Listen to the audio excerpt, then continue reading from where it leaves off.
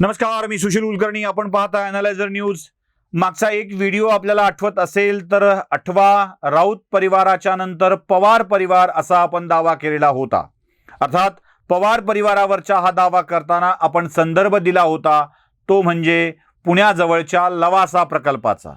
पण लवासा प्रकल्पाच्या घोटाळ्याच्या आधीच एक नवा बॉम्बस्फोट घडलेला आहे आणि तो केलाय मोहित कंबोज यांनी. आपल्या मनात प्रश्न असेल की कोण मोहित कंबोज जे हे दावा करतात आणि त्याचं खरं होईल अशी अपेक्षा आपण करत राहतो.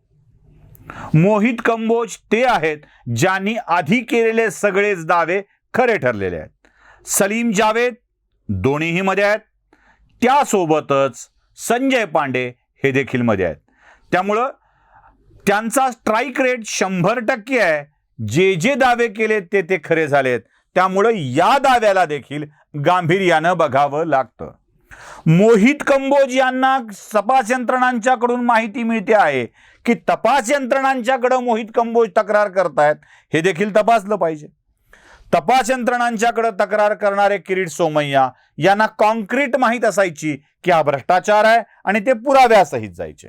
तसंच मोहित कंबोज आपल्याकडची माहिती तपास यंत्रणांच्याकडे देत आहेत आणि कॉन्क्रीट आधारावर सांगतायत की 5वा आत जाणार आहे.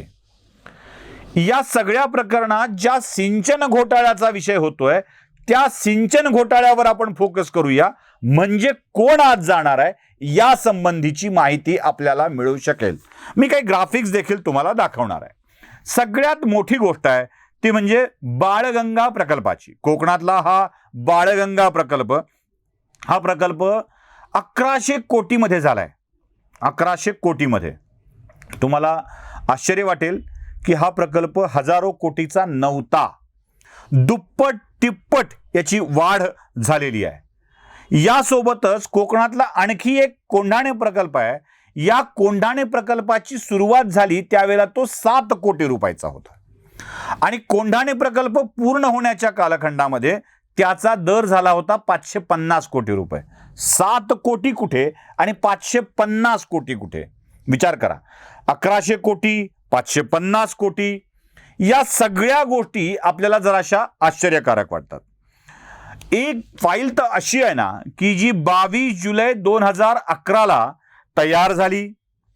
ती नवी मुंबई भागातून आली, फोर्टमध्ये आली. मंत्रालयातून त्या फाईलनं कितीतरी वेळेला असा उलटा सुलटा प्रवास केला आणि मग त्याच दिवशी वर्क ऑर्डर, त्याच दिवस सगळं, त्याच दिवशी सगळी कामं.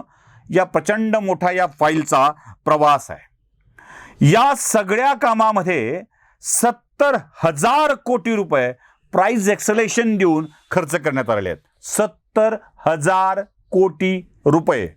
म्हणजे मी 70,000 कोटी रुपयांचा घोटाळा असं म्हणत नाहीये.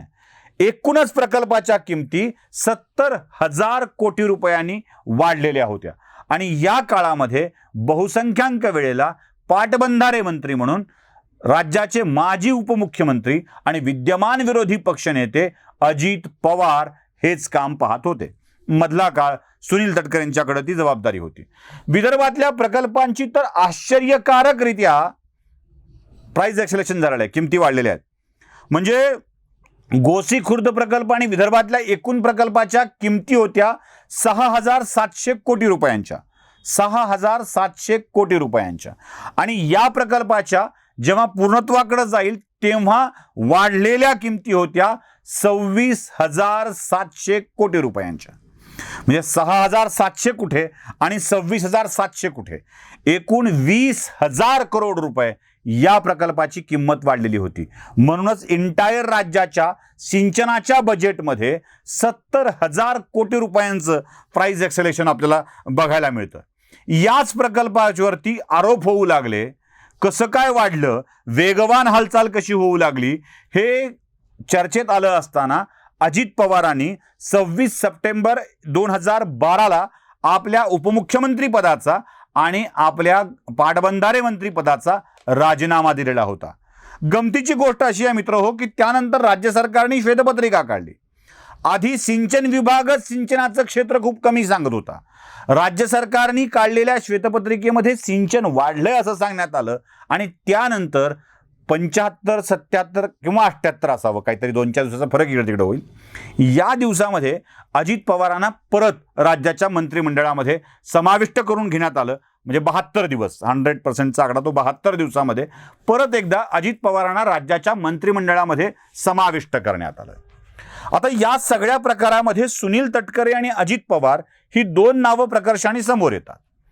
जेव्हा देवेंद्र फडणवीस मुख्यमंत्री आणि अजित पवार उपमुख्यमंत्री असं 2 दिवसाचं सरकार सत्तेवरती आलं होतं, तेव्हा अँटी करप्शन ब्युरोनी अजित पवारांना क्लीन चिट देण्याचं काम केलं होतं. म्हणजे हा मुद्दा पुन्हा येतो. अँटी करप्शन ब्युरोचे परमवीर सिंग त्यावेळेला प्रमुख होते.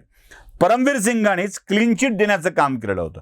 म्हणजे क्लीन चिटचा मुद्दा, सिंचन घोटाळ्याचा मुद्दा, या 2 मुद्द्यावरती आपण अजित पवार आणि सुनील तटकरे यांच्याजवळ जाऊन पोहोचतो. यापेक्षाही पुढचा विषय म्हणजे बेनामी कंपन्या, बेनामी प्रॉपर्टीज.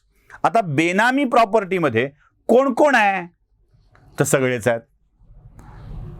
त्यातल्या त्यात अजित पवारांच्यावरती जरंडेश्वरच्या निमित्तानं परिवारावरती बेनामी कंपन्यावरती धाड पडलेली होती. त्यामुळं ते अजून एक महत्त्वाचा विषय म्हणून त्याकडे बघावं लागेल. आणि त्यानंतरचा विषय येतो तो गर्लफ्रेंडच्या नावावर प्रॉपर्टी घेण्याचा. आता इथे आपण जरा नरमाईनं बोललं पाहिजे. कोणाची लफडी उगाच आपण कशाला बाहेर काढा, त्यापेक्षा ती यंत्रणा शोध घेईल.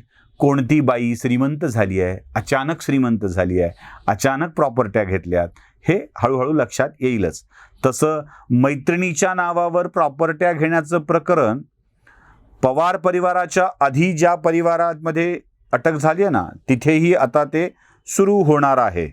म्हणजे तिथेही आता त्या बऱ्याच प्रॉपर्ट्यांवरती धाडी पडण्याची शक्यता आहे. कोणतं काय पडल्यावरती तुम्हाला कळेलच की कोणकोणत्या मैत्रिणीच्या नावावर, मैत्रीण म्हणजे लफडं नव्हे, मैत्रिणीच्या नावावर प्रॉपर्ट्या घेणाऱ्या माणसांच्या कुठे कुठे रेड पडतायत हे आता यथावकाश करणार आहे.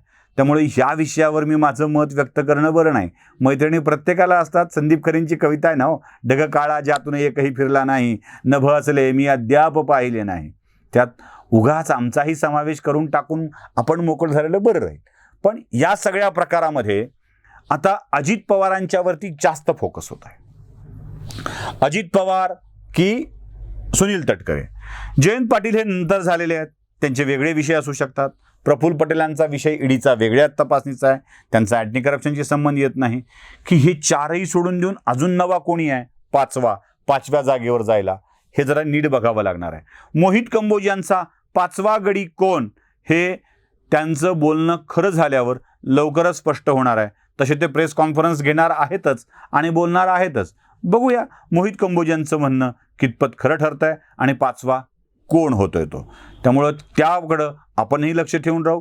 त्याआधी काही कळलंच तर मी आहेच की तुमच्यासमोर येऊन सांगायला. तोपर्यंत बघत राहा अॅनालायझर. नियमितपणे लाईक करा, शेअर करा, सबस्क्राईब करा. धन्यवाद.